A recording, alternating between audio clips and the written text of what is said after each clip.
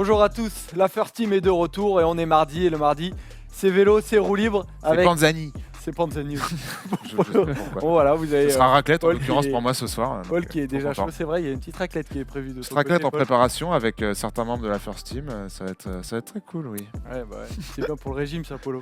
Ouais, bah écoute, on peut pas être tous les jours. Il on peut pas reprend être plus tard la saison pour il a un peu de temps. on peut pas être tous les jours au top, ouais. Et avec donc Robin qui est avec moi, rédacteur en chef de Chronique du Vélo. Et toi, Salut, qu'est-ce que tu Joseph. manges ce soir, t'as déjà Moi, pris c'est pas prévu ça. Moi je suis au dernier moment, on verra. c'est comme normal quoi. Bon les gars, aujourd'hui on va commencer à parler avec toute l'actualité qu'il y a eu cette semaine dans le De monde plus du en plus de cyclisme. courses, on commence vraiment à rentrer dans le vif du Dans le sujet vif du de cette Bon, c'est saison. un peu le bordel, on va voir, on va essayer de décrypter un peu tout ça. On part pour l'actualité du cyclisme.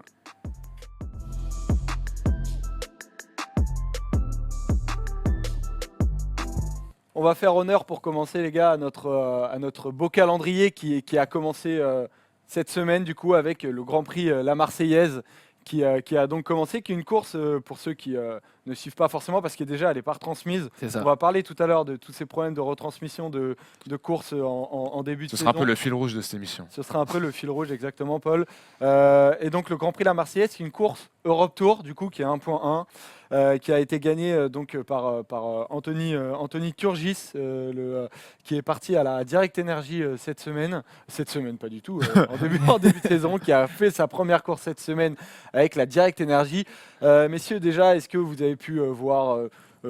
voilà, qu'est-ce que vous avez pensé de cette première victoire d'Anthony Turgis, Polo? Bah c'est bien, tu sais, on en parlait déjà la dernière fois, quand tu changes d'équipe et que dès ta première course, tu lèves les bras, je pense qu'il n'y a pas meilleur, il y a pas meilleur moyen de commencer sa saison. Puis avec toute l'histoire qu'il y a eu autour des Turgis et son petit frère notamment, je trouve que l'histoire est belle, la course est belle, donc c'est que du top, cette première vraie course française. Ouais, parce qu'il y a eu un petit problème de santé, gros C'est ça pour problème de Tanguy, ouais. santé, malheureusement pour son petit frère.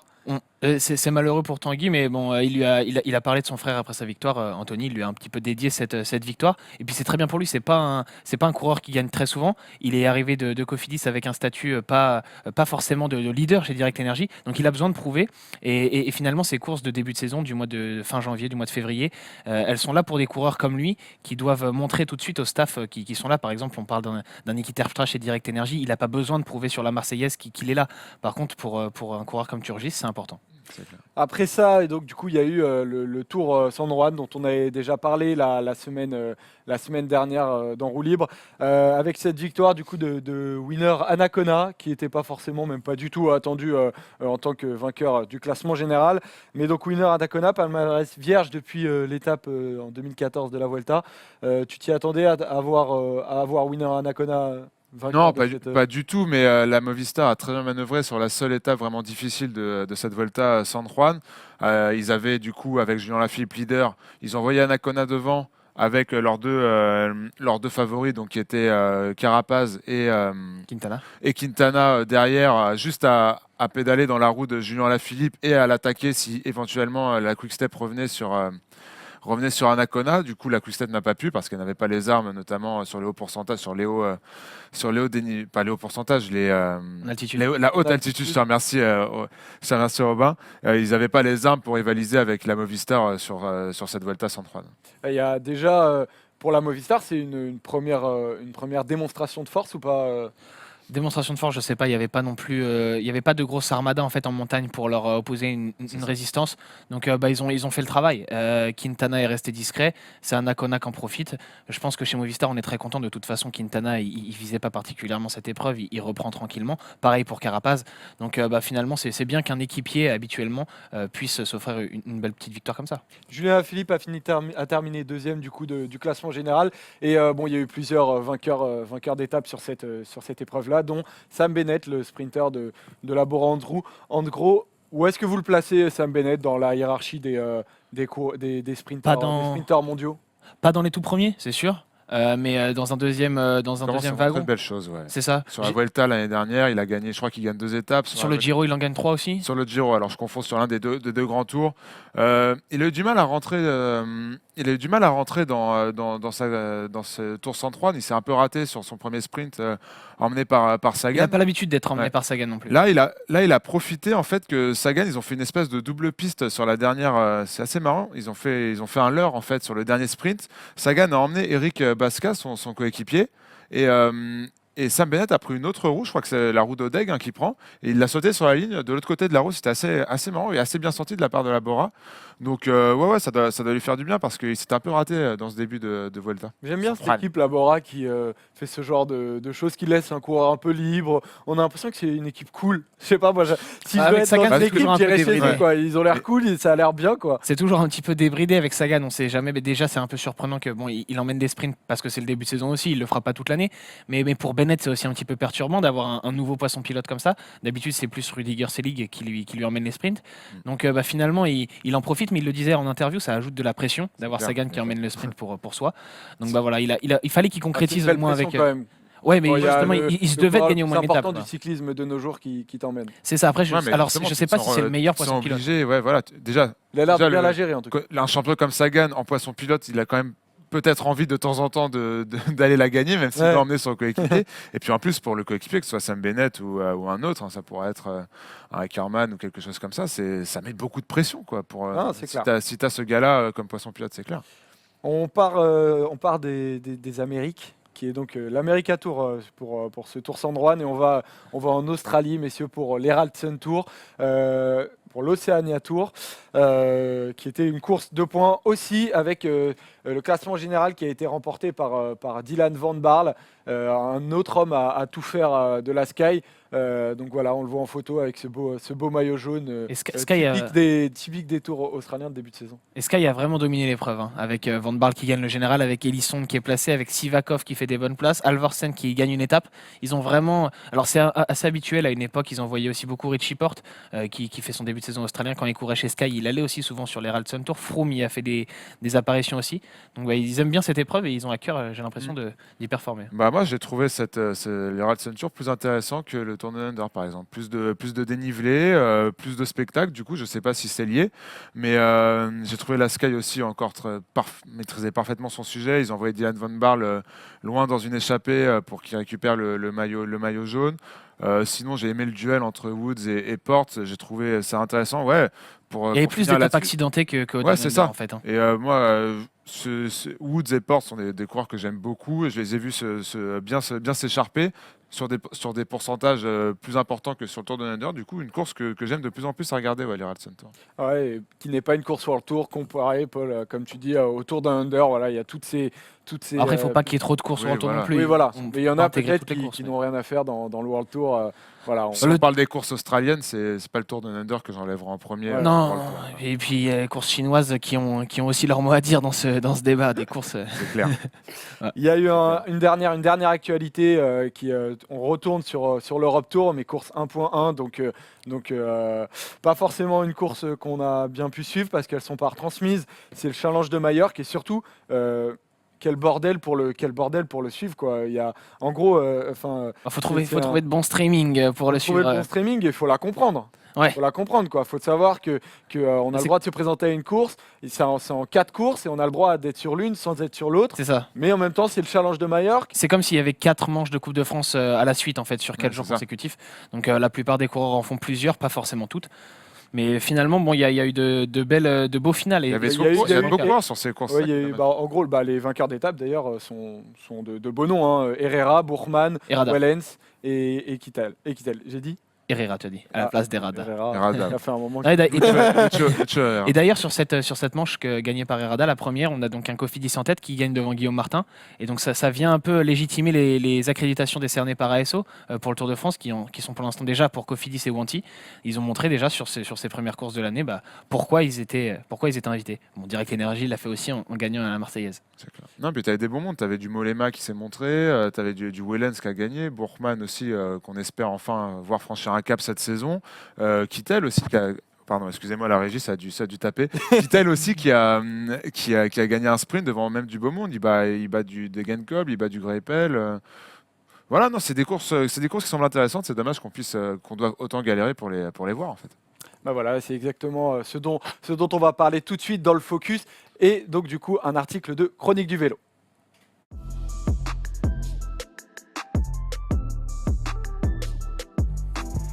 Alors, Robin, cette semaine, du coup, tu vas nous parler d'un article que vous avez fait sur l'importance du début de saison pour les coureurs. C'est ça, alors qui n'est pas centré uniquement sur la diffusion des courses télé, mais sur la reprise du début de saison en France, donc qui s'est fait ce week-end à la Marseillaise, qui continue avec la Provence et Bessèges avant, donc à partir de cette semaine.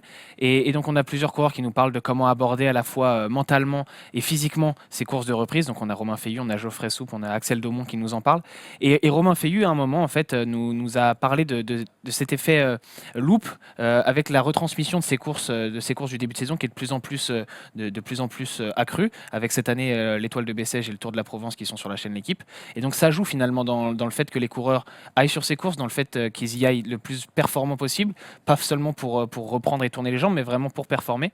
Et finalement, ça a posé la question de tout le système de diffusion des courses télé, où on se pose parfois pas mal de questions. Ouais, parce que en tant que suiveur, observateur du cyclisme, on est un peu en difficulté en début de saison nous-mêmes pour suivre les dynamiques de début de saison et savoir quel coureur est en forme, n'est pas en forme. Et il y a eu cette grosse polémique sur le Grand Prix de Plouay, de courses qui, selon les télévisions, en fait, ne sont pas intéressantes pour le grand public. Et pour rappeler, du coup, le Grand Prix de Plouay, qui aujourd'hui est la Bretagne classique, qui a changé de nom. Alors, c'est en fin de saison, c'est septembre 2019, mais on en a parlé cette semaine. Pourquoi ? Parce qu'en fait, France Télévisions a annoncé que le Grand Prix de Plouay, Bretagne classique, ne serait plus retransmis. Alors, ça a fait une énorme polémique. Qu'est-ce que vous en avez pensé de votre côté ? Est-ce que oui ou non, elle mérite d'être retransmise, cette épreuve ? Ouais, elle mérite, et puis d'ailleurs, elle va l'être, puisque hier... Ils sont revenus sur leur décision. Hier, ils sont revenus, France Télé est revenu sur sa décision. Ça fait beaucoup parler. Le directeur de la course est vraiment monté au créneau avec des mots très forts. On en a beaucoup parlé hier, ça se comprend. Moi, ce que je disais à Robin hier, c'est que la manière dont ça a été fait, les grandes déclarations un peu outrageuses sur les réseaux sociaux, je ne suis pas un grand fan, surtout que je pense qu'il y avait des solutions à trouver. Je pense notamment à la chaîne L'Équipe Même Eurosport, et c'est ce que beaucoup de gens ont dit, mais il y a une différence entre... Je crois que Eurosport ne produit pas, mais récupère juste des flux de droits TV. La chaîne L'Équipe le fait, notamment sur le Tour de la Provence et l'Étoile de Bessèges cette année. Marc Madiot a également dit ça, qu'il y avait d'autres solutions, mais c'est vrai que, comme tu me l'avais dit, France Télévisions, ça reste c'est le numéro 1, voilà, c'est ça. Et il y avait sûrement d'autres solutions. Ils auraient pu essayer de se tourner vers un autre diffuseur, mais pour eux, ça aurait quand même changé beaucoup de choses. Être diffusé sur France Télé, un mois et quelques après le Tour de France, il y a encore un engouement. Là, ça tombe le premier week-end de septembre, mais on est encore dans la fin de l'été. Ça joue beaucoup d'être diffusé sur France Télé. Si on est sur la chaîne L'Équipe, c'est déjà plus pareil, même si la chaîne L'Équipe fait beaucoup pour la diffusion du vélo. Le Grand Prix de Plouay, la Bretagne classique avait tout intérêt à rester sur France Télé. Alors après, on peut regretter comme toi la forme, parce que c'est un peu ce chantage dont on peut parler. Oui, il y a eu ça fait un peu les chantage, directeurs sportifs et plusieurs personnalités importantes du cyclisme professionnel français. Breton, même, tu peux oui, non, mais clairement, parce qu'il y a eu... Il y a un vrai lobby breton. Voilà, avec ces déclarations, notamment sur Twitter, Jérôme Pinault, qui a dit sur votre gauche, du coup, la Bretagne classique en danger, ancien contemporain féminine jeune du club de l'Oudéac, et d'ailleurs ou pro de son club, de son équipe Vital Concept, faisons que notre plaisir de disputer l'épreuve World Tour bretonne dure encore et longtemps. Ne laissons pas mourir ce pan de notre patrimoine. Emmanuel Hubert, qui lui aussi est une personnalité très importante du le manager d'Arkea. Mais je trouve ça normal que tous ces acteurs du cyclisme se mobilisent. Dis-lui, on n'a pas le droit qu'une telle épreuve puisse ne pas avoir lieu. Et enfin, Loïc Chenet qui disait, cher France Télé, revenez sur votre décision de ne pas diffuser la Bretagne classique. Parce que Plouay est une course très, très importante historiquement. C'est ça, c'est qu'elle soit pas très très connue du grand public. Dans le giron du cyclisme, elle est très cruciale. importante. C'est la Bretagne est sûrement la région la plus cycliste de France, et c'est la course numéro 1. Oui, il y a la Vendée qui va te tomber dessus. Oui, c'est vrai. On va dire que c'est pas très très loin. mais c'est vrai que c'est la course numéro 1 de cette région. C'est la course la plus emblématique. Donc il fallait qu'elle perdure. Et donc ils ont mis ce qui sonnait un petit peu comme une menace de si France Télé ne nous diffuse pas, on n'existe plus. On peut pas organiser la course cette année. Et France Télé a pas mis longtemps à revenir sur la décision, parce que l'annonce était tombée vendredi, et lundi ils ont déjà fait volte-face. Donc finalement c'est que ça a été efficace, parce que France Télé voulait pas porter la responsabilité d'être celui qui tue le Grand Prix de Plouay, la Bretagne classique. Mais moi, j'ai envie de comprendre les organisateurs. On sait que dans le vélo, tout tient à un fil, tout est sur le fil du rasoir toujours. On le voit avec les sponsors. Aujourd'hui, on a des équipes comme Sky et Quick-Step qui sont les plus grosses écuries du peloton qui sont en difficulté financièrement. Si en plus, on arrête de soutenir les plus grosses courses du calendrier français, on rend le tout encore plus bancal. Donc, je comprends que les organisateurs réagissent. réagissent. Plouay est au même niveau que Paris-Roubaix. C'est ça. Dans le calendrier World Tour. Et au-delà d'être l'une des 2 seules courses d'un jour World Tour en France, c'est surtout la seule course d'un jour qui n'est pas dans le giron ASO. Enfin, elle n'est pas dans le giron ASO, donc c'est pour ça qu'elle était en beaucoup danger. plus dur, voilà, d'être pérenne. Je sais pas comment, d'être pérenne quand tu n'es pas aussi couvé par ASO. Donc non, c'était une chose importante. En plus, au niveau sportif, je trouve que la course progresse d'année en année, que c'est de plus en plus intéressant. Ça, elle mérite d'être voilà, là. Elle a beaucoup changé quand même. Au tout début, c'était une course pure bretonne quand elle était pas World Tour, avec c'est un public qui était bouillantissime. J'ai vu une interview de Marc Madeux qui décrivait ça. C'était vraiment le championnat du monde en gros des Bretons. Après, elle a beaucoup évolué en tant que World Tour, mais c'est vrai qu'elle reste très importante. C'était une course en circuit. Maintenant, c'est devenu une course en ligne. Le public râle un peu parce que voilà, c'est toujours, surtout en France, c'est toujours dur quand on bouscule certaines habitudes, surtout des habitudes aussi vieilles. Et finalement, le ça a fait bien est marché. qu'au niveau du spectacle, on s'y réfractaire. Exactement. Et le fait est qu'au niveau du spectacle, on s'y retrouve quand même beaucoup dans cette course. Moi, j'ai quand même un souvenir dans mes débuts d'année de suiveur du cyclisme de mettre cette course de côté. Depuis quelques années, je le fais plus. C'est ça, on a eu les 2 victoires d'Oliver Nassen 2 fois sur les 3 dernières années, où il gagne vraiment en costaud. On a eu de belles éditions. On a même eu un championnat du monde. Il y a plus longtemps, c'est ça. En 2000. C'est ça. C'était qui le vainqueur de Ramon, le laiton, le sprinter laiton. Voilà. Je suis obligé de regarder mes notes parce que Van Steins, voilà. Et donc, du coup, juste ici, catastrophique. Ta Fréré, voilà. Et Bettini aussi juste derrière. Oscar Fréré, donc effectivement, qui est juste au-dessus de moi, qui avait fini 3e et qui a fait toute cette renommée de Plouay. Donc voilà, avec Paul, on parle souvent, on en parlait encore tout à l'heure, de certaines courses World Tour qui ne sont pas forcément les plus intéressantes. Celle-ci fait partie de celles qu'on ne devait pas voir disparaître. Et elle sera, ne vous inquiétez pas, chers amis suiveurs et bretons surtout, elle sera retransmise. Pour terminer là-dessus, je crois qu'au niveau des audiences, France Télé s'y retrouvait, donc c'est vraiment étrange. Ce que disait le directeur du Grand Prix de Plouay, c'est que France Télévisions, au niveau des audiences, progressait avec le Grand Prix de Plouay. Donc édition étrange, mais tant mieux, on n'en parle plus, c'est réglé. Voilà, on n'en parle plus, Polo, parce que France Télé va finalement la retransmettre. Et maintenant, on va s'intéresser à une autre petite course du calendrier français, c'est le Tour de France, les amis, pour savoir si oui ou non vous êtes pour ou contre le retour des équipes nationales.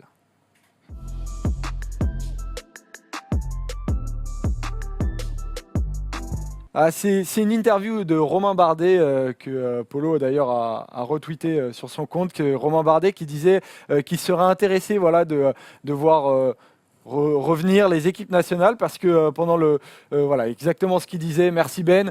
Oui, j'adorais. J'ai été surpris par les retours, les audiences du mondial, des mondiaux à Innsbruck du coup. Tout le monde en parlait de l'image de nous 3, surtout au pied de la dernière montée. Le Tour, il gagnerait en lisibilité. Ça réveillerait, je crois, un intérêt. Maintenant, comment faire avec les sponsors? C'est toute la question, les amis. Cette fameuse image avec Julien Alaphilippe, Romain Bardet et Thibaut Pinot, tous les 3 en bas d'Innsbruck. Il s'est dit que peut-être les Français avaient... Ça a réveillé quelque chose, c'est exactement.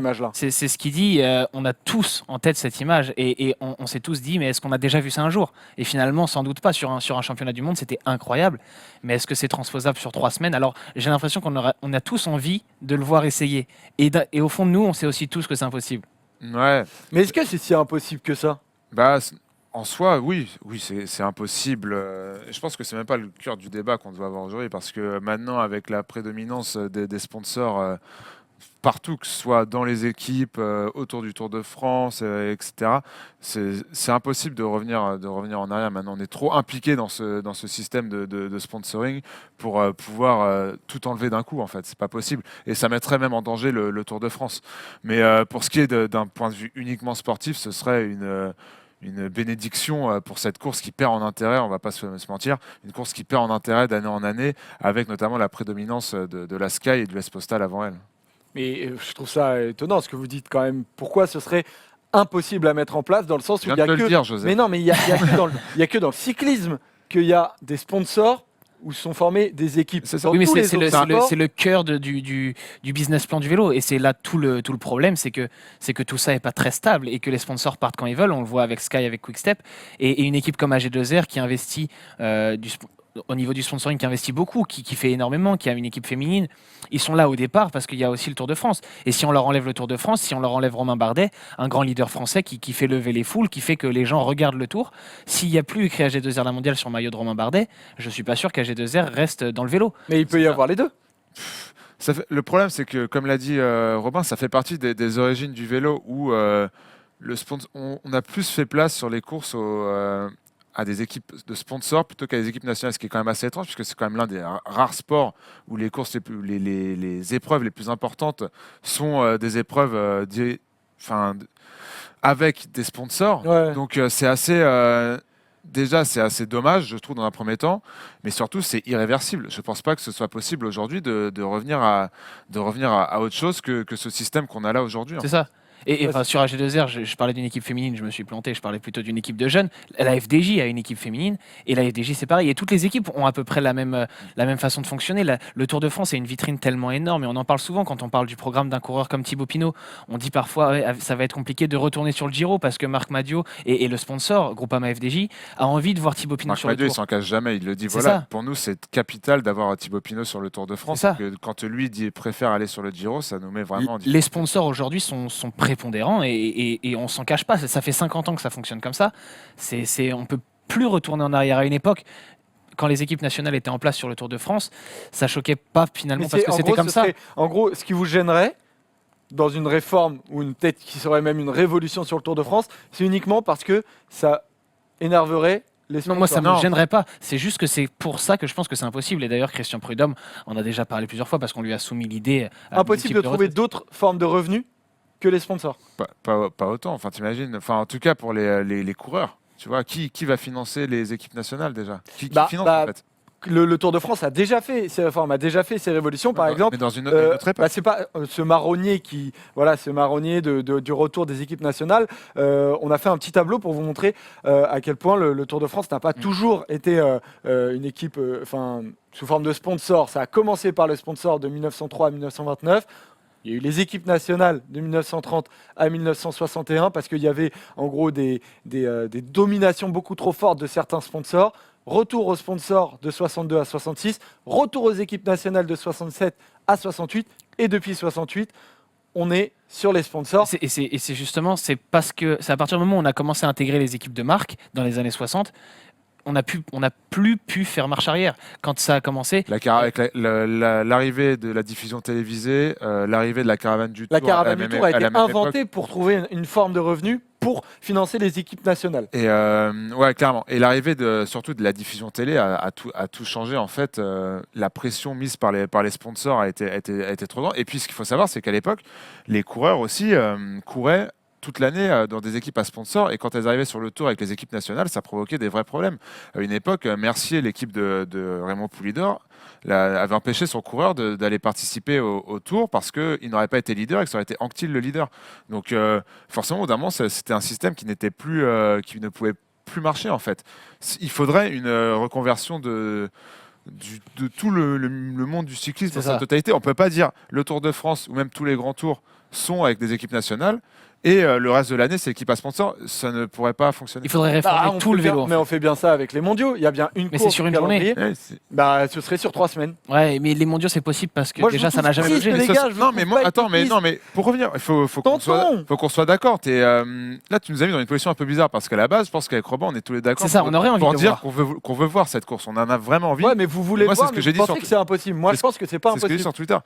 Mais j'ai hélas peur que ce soit impossible parce que, comme je t'ai dit, les sponsors sont maintenant beaucoup trop impliqués. En tout cas, David dans la vie Lapartien du, disait que David Lapartien, lui-même, qui aujourd'hui est président de l'UCI, qui était avant président de la Fédération française, donc un acteur très important qui a occupé tous les postes, qui connaît ce milieu-là. Bon, c'était en 2013, depuis, on n'en a pas trop entendu parler de sa proposition, mais lui était pour le retour des équipes nationales et il disait on a besoin de retrouver ce qui fait la force du cyclisme, des courses débridées où les scénarios ne sont pas écrits à l'avance.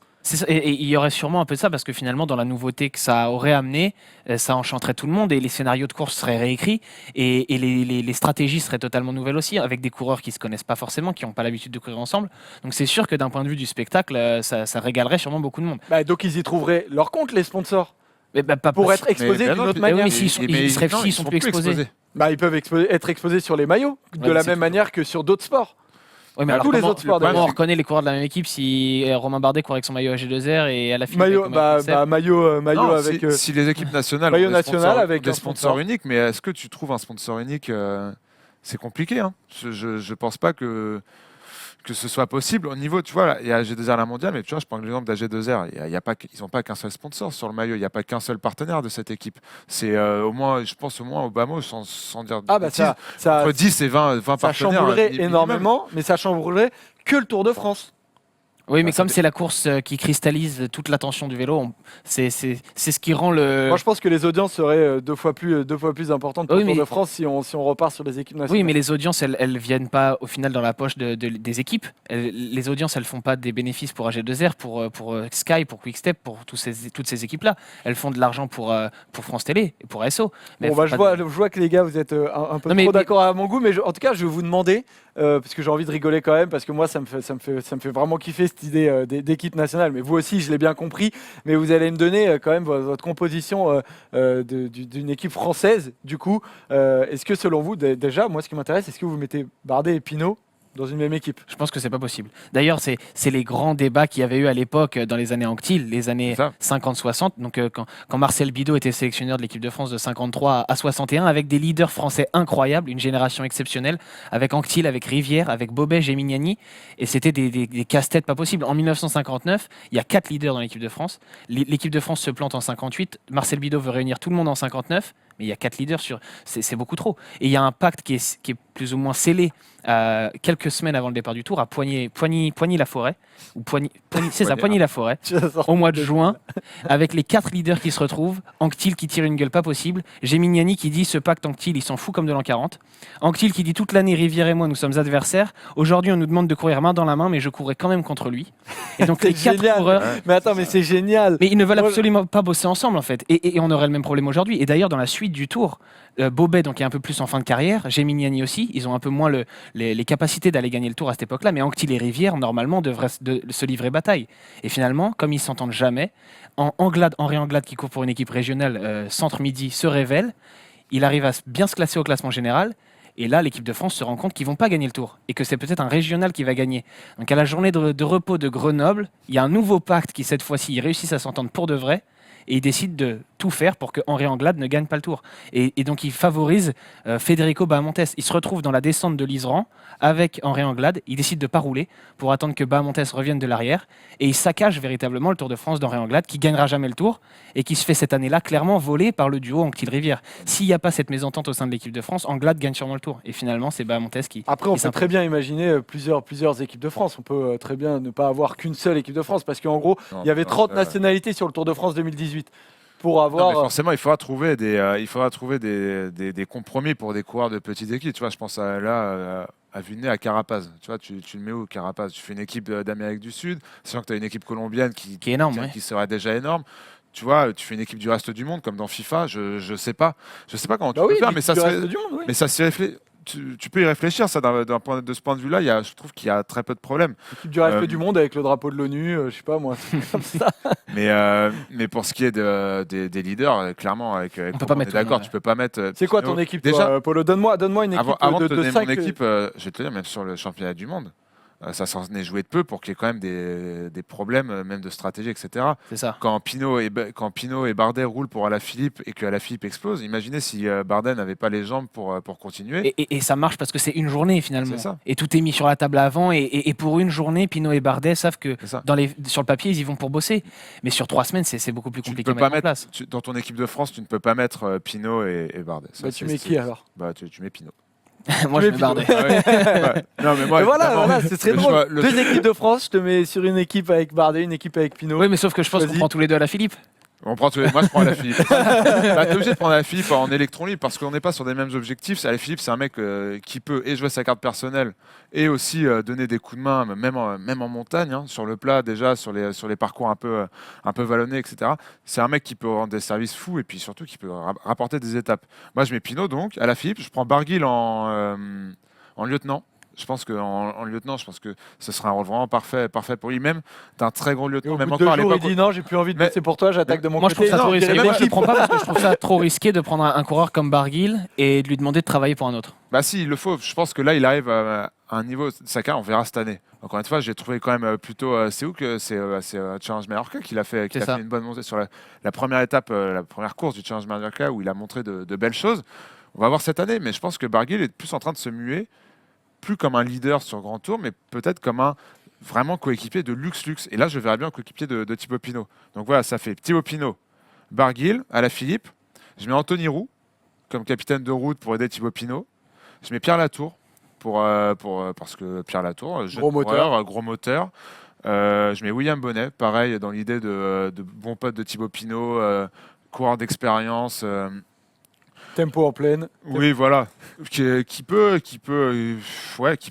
bien l'aider sur 3 semaines, on va dire. Et après, j'hésite, je sais pas. Je veux mettre soit un Godin, soit un Petit pour représenter la Direct Energy. Je ne sais pas lequel des deux, c'est à peu près le même profil, de coureur d'expérience, très gros moteur aussi. Et je sèche sur le 8e encore. Moi, j'ai une équipe qui ressemble sur les premiers noms et qui après se différencie peut-être un petit peu. Je prendrais Alaphilippe aussi en électron libre, sans rien lui imposer, en le laissant faire sa course. Je prendrais Romain Bardet en leader, donc à la place de Thibaut Pinot.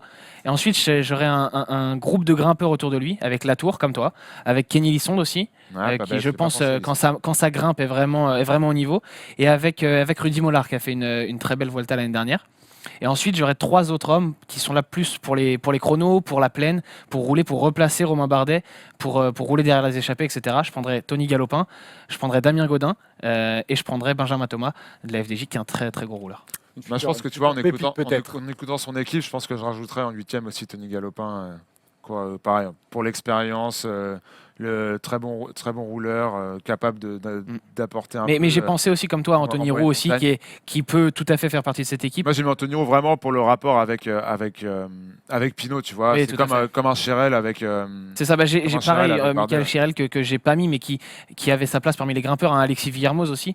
Donc bon, c'est pas facile de sélectionner seulement 8 noms. Ah, c'est pas facile, on a fait que l'équipe de France. Et puis j'ai pas pris de sprinter, Paul non plus, mais on met de côté Desmar, Boigny, Cocard. C'est ça, qui on est les pas met de évident. côté parce Il y que en a voilà. beaucoup, mais on ferait d'autres équipes. T'inquiète pas, j'ai tout prévu, Quand les gars. l'US Postal est sur le Tour de France, elle ne prenait pas de sprinter. Quand la Sky va sur le Tour de France, elle ne prend pas de sprinter. Mais mon équipe, je la bâtis pour gagner le Tour de France. Eh ben, tu sais quoi, cette idée d'enlever les sprinters pour faire une équipe seulement de grimpeurs ou faite pour gagner, on va en parler juste après, mon Polo. Dites-nous dans les commentaires, vous, quelle équipe de France vous feriez si vous êtes d'accord déjà pour avoir des équipes On peut nationales. faire une équipe basée sur les sprints, hein, ça marche aussi. Voilà, marche aussi. exactement. Et puis dites-nous aussi vos autres compositions d'équipe, et notamment pour la Grande-Bretagne ou pour l'Espagne, qui serait C'est ça. la Surtout composition. la Grande-Bretagne, il faut la aller Colombie.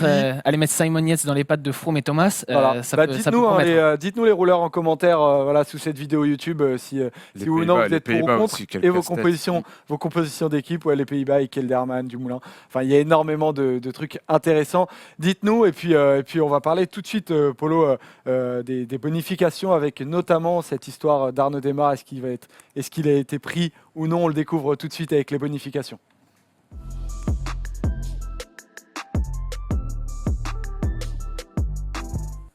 Robin, c'est toi qui as choisi de parler d'Arnaud Démare aujourd'hui dans les bonifications, parce qu'il n'a pas été pris pour le Tour de France par la Française des Jeux. C'est ça, c'est l'annonce de Groupama FDJ en effet d'hier. Donc Arnaud Démare qui était prévu sur le Tour d'Italie, et on ne savait pas s'il allait faire le Tour de France.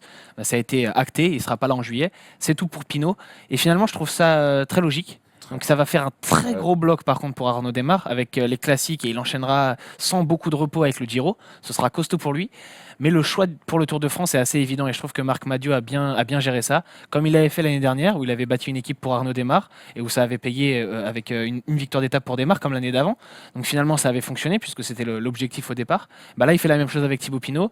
On a vu Thibaut Pinot en interview dans l'équipe ces derniers jours qui semblait très motivé pour retourner sur le Tour. Bon alors de toute façon même s'il n'avait pas envie d'y aller il nous le dirait pas, mais on sent vraiment qu'il y croit. Alors est-ce qu'il a franchi un cap? Paul le dit souvent que son Giro, ses 2 derniers Giro et son Tour de Lombardie l'ont fait passer dans une autre dimension.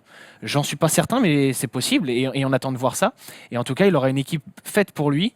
Et c'est bien de ne pas avoir un sprinter dans les pattes qui aurait divisé l'équipe. De toute façon, il n'y a que comme ça que c'était viable. Tu t'en parlais tout à l'heure, Paul, des grosses armadas qui savent se centrer sur un objectif. C'est ce que fait Groupama et finalement, c'est un choix de grande équipe. Moi, je suis 100% d'accord avec toi. Mettre Arnaud Démare, ne pas mettre Arnaud Démare, c'est une très bonne chose. C'est un peu cruel pour lui, même si, vous savez, je ne suis pas son premier fan, c'est quand même quelqu'un qui reste sur 2 belles victoires d'étape sur le Tour de France. Mais au bout d'un moment, il faut savoir ce qu'on veut. Thibaut Pinot est maintenant ce genre de coureur qui peut gagner un grand tour. Marc Madiot a l'équipe peut construire l'équipe pour le mettre dans les meilleures conditions pour qu'il gagne un grand tour. Et dans cette équipe, tu ne peux pas mettre Arnaud Démare parce que Arnaud Démare n'est pas sur les mêmes objectifs et n'est pas sur le même profil. N'est pas un profil qui peut aider Thibaut Pinot, donc on ne met pas Arnaud Démare. C'est une très bonne idée de Marc Madiot. On a souvent parlé du recrutement de Groupama FDJ, qui se donne du mal, qui recrute de bons coureurs. Si c'est pour en mettre seulement 3 autour de Thibaut Pinot, ça n'a plus d'intérêt. Donc finalement, ça tourne, un coup Démare, un coup Pinot, et c'est logique comme ça. Exactement, j'ai tout dit. Et toi, Polo, tu voulais parler de Remco Evenepoel qui s'est distingué sur sa première course professionnelle. Bah ouais, on en parlait la semaine dernière quand on faisait nos classements des jeunes à suivre pour l'avenir. Le Tour de 103 avait déjà une étape, je crois. Et on l'avait vu bosser dans la plaine et j'avais dit... c'est fou quoi, pour un mec qui, il y a 6 mois, pouvait pas faire une course de 170 km, de le voir bosser dans la plaine comme ça, à ce niveau, c'est impressionnant. Finalement, une semaine plus tard, il n'a pas bossé que dans la plaine.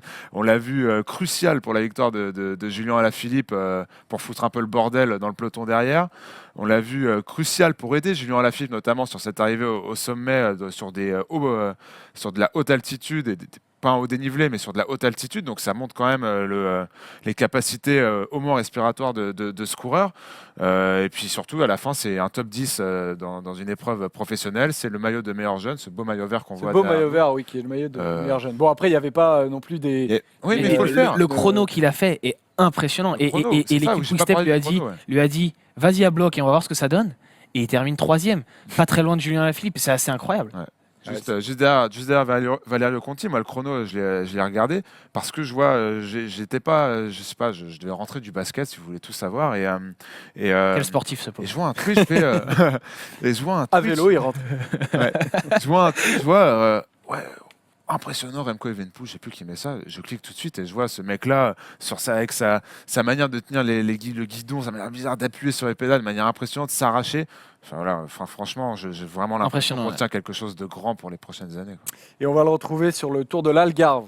Ça, et après, je crois qu'il va aussi au Tour de Catalogne, il me semble, pour sa première course World Tour, qui sera aussi un autre test avec une grosse concurrence. Parce que c'est un des deux, mais je confonds. Le Tour de Catalogne. Alors, ce sera un autre morceau, il ne faut pas s'attendre à la même chose forcément, mais ce sera intéressant de le voir. À suivre, les amis. Voilà, on a fait le tour de l'actualité de cette dernière semaine. T'as pas un petit qui suis du coup? Et si mon Polo, ça arrive, voilà. Il est pressé. Voilà, on va faire un petit qui suis-je. Alors les amis, vous devez donc trouver, je vais vous le décrire. Je vais vous le décrire, l'homme qu'on cherche. Attends, je m'ouvre une page Wikipédia. Quel non, ferme-le d'ailleurs. Ferme-le, voilà. Ça me rappelle Emmanuel Moine sur le foot. Adepte de la petite triche. Qui est de la petite triche. Ouais, c'est bon. On est sûr que Robin ne va pas tricher. Alors les amis, on va parler d'un coureur qui en ce moment qui ne court plus depuis la fin de la saison dernière. Il a 33 ans et il a un accent assez prononcé quand il parle. Il vient de faire l'actualité, pas forcément pour des raisons. Ouais, bravo. En polo, Rémi Di Gregorio qui malheureusement voilà, qui a encore fait des siennes, qui a été contrôlé positif à l'EPO sur le dernier Paris-Nice, qui c'est quand même un exploit d'être encore de nos Quel jours. souvenir vous avez du Di Gregorio Moi, c'est son étape ouais. sur le Tour de France en 2008, où il passe seul au sommet du Tourmalet Pareil. et où il se fait rattraper ensuite dans le début Ouais. d'Otakam. C'est triste hein, parce que c'était un coureur auquel on croyait tous, qui semblait avoir quelque chose de. Il avait du Virenque. Bah, on était, Ouais, on était dans, exactement, on j'allais était le dans dire. une génération aussi où on n'avait pas les coureurs d'aujourd'hui et où on s'emballait, je pense, un peu vite Ouais. sur la moindre performance française. Donc, je pense qu'on est allé vite en besogne. Bon voilà les amis pour ce petit qui suis, bravo Polo qui a gagné donc Très vif. le premier quiz de l'histoire de le premier quiz de Regarde, l'histoire de on Roland. notera les scores. On va revenir. J'ai gagné la première. Voilà. On le dira sur les réseaux sociaux pour te faire, Oui. pour te faire briller mon Polo. Je n'y manquerai pas une seule seconde. Voilà les amis, je ferme mon me crois. ordinateur, c'est terminé pour Eau Libre aujourd'hui. On se retrouve la semaine prochaine. Ciao les amis. Salut. Salut les gars.